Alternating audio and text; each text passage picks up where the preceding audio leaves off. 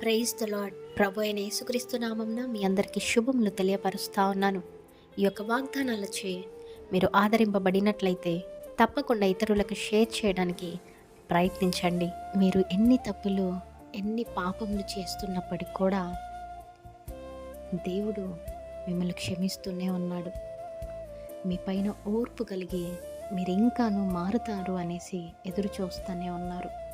మరి మిమ్మల్ని వదులుకోవటం ఆయనకి ఇష్టం లేదు కాబట్టి ఇంకా మీ పైన ఆయన ప్రేమను, దయను, కృపను చూపిస్తూనే ఉన్నారు.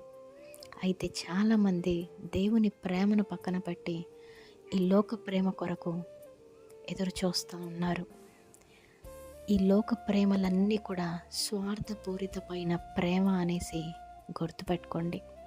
చాలా వరకు ఈ లోక ప్రేమలు అక్కర్లకు, అవసరాలకు యూజ్ చేసుకునే ప్రేమలు అనేసి గమనించండి.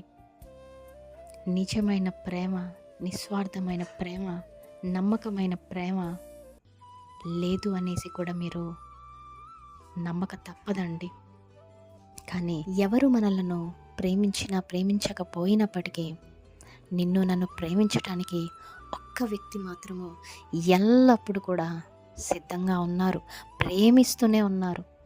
మీరు నేను ప్రేమించకపోయినప్పటికీ కూడా ఆయన ప్రేమించి ఉన్నారు. కాబట్టే ఈ లోకానికి వచ్చి సిలువలో మరణించి నిత్య జీవానికి వారసులుగా చేసి పాపము, శాపాన్ని కొట్టివేసి ఉన్నారు.